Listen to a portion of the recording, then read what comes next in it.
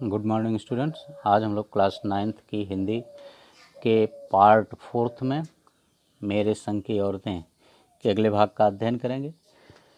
पिछले पार्ट में आपने पढ़ा था कि जब चोर घर में घुसा तो दादी ने कहा उससे पानी लाने के लिए, तो चोर घबराहट के कारण बता गया या अपने मुंह से बोल गया कि मैं तो चोर हूँ। तो दादी कहती हैं कि हुआ करे, कोई बात नहीं। फिर माँ जी ने कहा प्यासे को पानी तो पिला, और फिर माँ ने कहा कि तू चाहे जो हो, चोर हो तो कोई बात नहीं, होने दे, लेकिन मैं प्यासी हूँ, मुझको तुम पानी तो पिलाओ।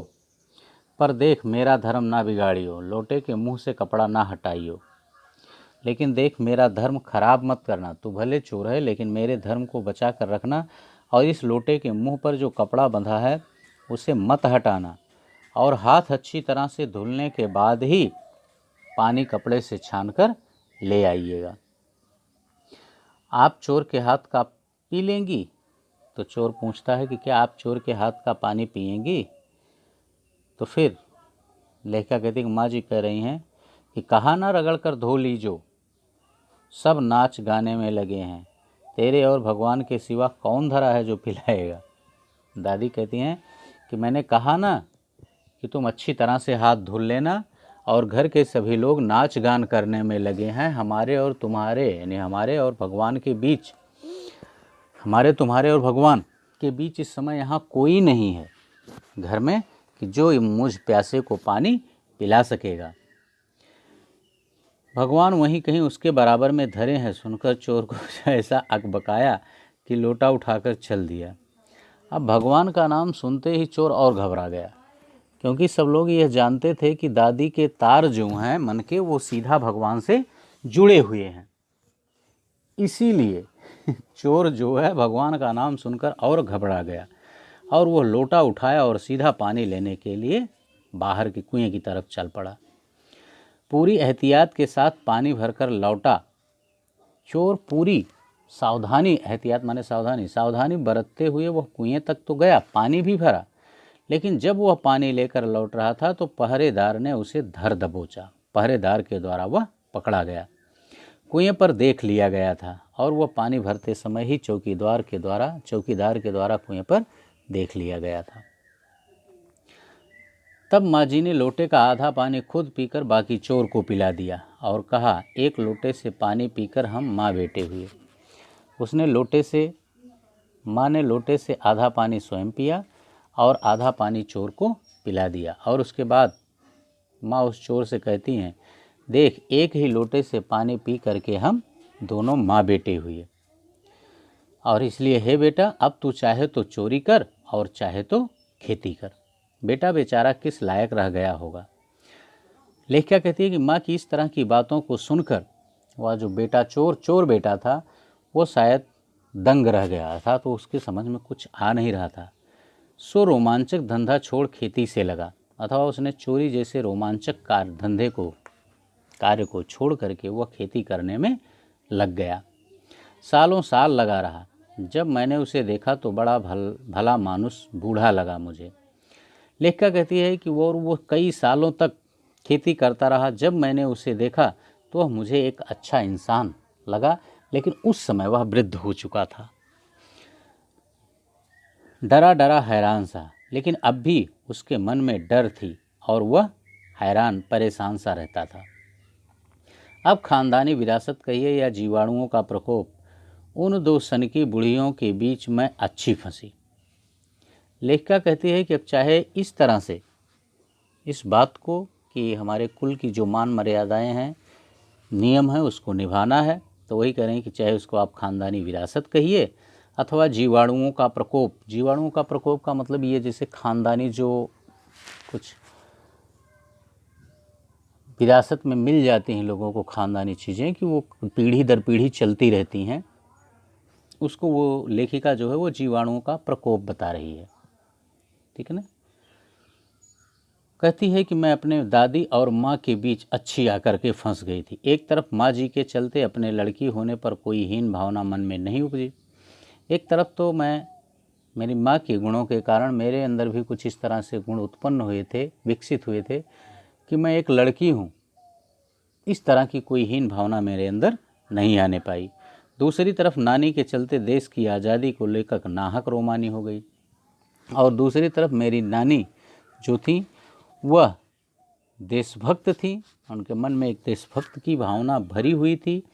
इस कारण से नानी के गुणों के कारण मैं आज़ादी को लेकर के भी आज़ादी की दीवानी रहती थी। रोमानी का मतलब होता है दीवानी रहना, अर्थात मेरी रगों में भी आज़ादी की भावना कूट कूट कर भरी हुई थी।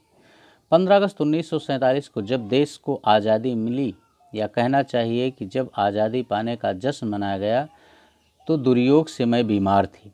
लेखिका कहती है 15 अगस्त 1947 को जब हमारा देश स्वतंत्र हुआ और पूरे देश में आज़ादी का उत्सव मनाया जा रहा था, तो उस वक्त संयोग से मैं बीमार हो गई थी। उन दिनों टाइफाइड खासा जानलेवा रोग माना जाता था, और उस समय मुझे टाइफाइड हो गया था, जबकि उस समय टाइफाइड जो था वह एक लाइलाज बीमारी थी, वह जानलेवा बीमारी थी, उसका इलाज आसानी से संभव नहीं था। इसलिए मेरे तमाम रोने धोने के बावजूद डॉक्टर ने मुझे इंडिया गेट जाकर जश्न में शिरकत करने की इजाज़त नहीं दी। इसीलिए जब इंडिया गेट पर स्वतंत्रता का जश्न मनाया जा रहा था, तो मैंने डॉक्टर से लाख मिन्नत की कि मुझे जाने दिया जाए, लेकिन डॉक्टर ने मुझे वहां जाने की आज्ञा नहीं दी। चूँकि डॉक्टर अपने नाना के परम मित्र, उनसे ज़्यादा नाना थे, इसलिए हमारे पिताजी जो बात बात पर सत्ताधारियों से लड़ते भिड़ते फिरते थे, चुप्पी साध गए।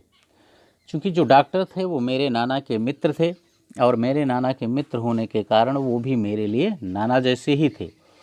इसलिए लेखिका कहती है कि हमारे पिताजी भी जो बात बात में ही सत्ताधारियों से अर्थात अधिकारियों से भिड़ जाया करते थे, वो भी डॉक्टर से कुछ नहीं कह सके मेरे जाने के मामले में, वो भी चुप ही हो गए। मैं बदस्तूर रोती कलपती रही। क्या कोई बच्चा इकलौती गुड़िया के टूट जाने पर रोया होगा? लेखिका कह रही है कि मैं बाहर जाने के लिए, स्वतंत्रता की जश्न को देखने के लिए मैं रोती रही। क्या? ठीक उसी तरह से जैसे कोई छोटा बच्चा जब उसकी गुड़िया टूट जाती है तो वह जिस तरह से रोता है, मैं उसी तरह से रोती रही, क्योंकि उस समय मेरी उम्र जो थी वो केवल 9 बरस की थी।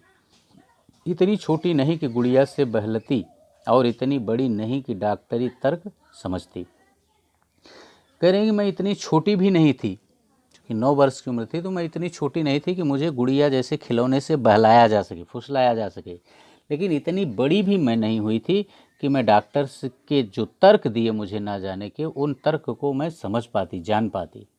तंग आकर पिताजी ने मुझे ब्रदर्स कारामजो उपन्यास पकड़ा दिया, और जब मैं काफ़ी देर तक रोती रही तो मेरे पिताजी ने मुझसे परेशान होकर के ब्रदर्स कारामजो द्वारा लिखित एक उपन्यास दे दिया पढ़ने के लिए।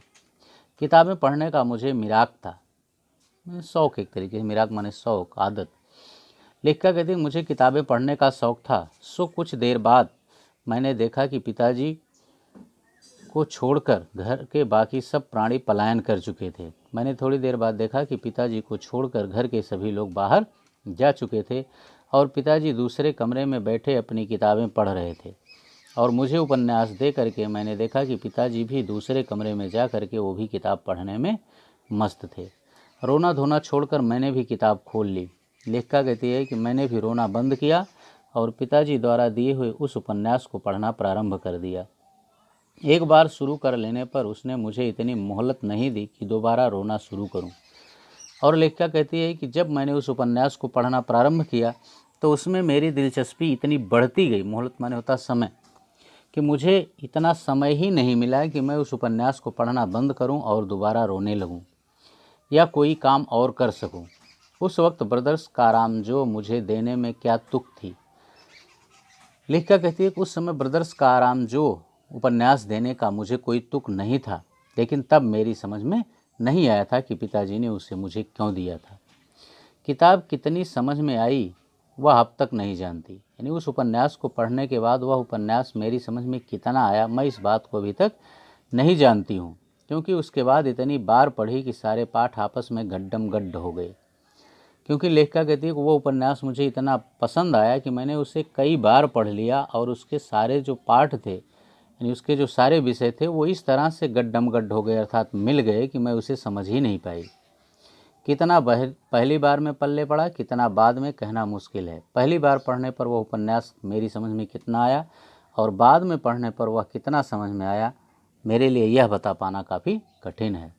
पर इतना विश्वास के साथ कह सकती हूँ कि उसका एक अध्याय जो बच्चों पर होने वाले अनाचार अत्याचार पर था, मुझे पहली बार में ही लगभग कंठस्थ हो गया था। लेखिका कहती है, लेकिन उसका एक अध्याय जो बच्चों पर होने वाले अत्याचार के बारे में लिखा गया था, मैंने जब उपन्यास को पहली बार पढ़ा था तभी वह पाठ मुझे याद हो गया था। उम्र के हर पड़ाव पर वह मेरे साथ रहा और मेरे लेखन के एक महत्वपूर्ण भाग को प्रभावित करता रहा। लेखिका कहती है कि मेरे उम्र के साथ वह उपन्यास भी मेरे जीवन के साथ ही लगा रहा और वह मेरे लेखनी को भी प्रभावित करता रहा, अर्थात मेरे लेखन पर भी उसका कहीं ना कहीं अप्रत्यक्ष रूप से प्रभाव अवश्य दिखाई देता है। जैसे जादू का कालीन मेरा नाटक नहीं, वह 3 किलो की छोरी जैसी कहानियाँ व कठ गुलाब उपन्यास के कई अंश हैं।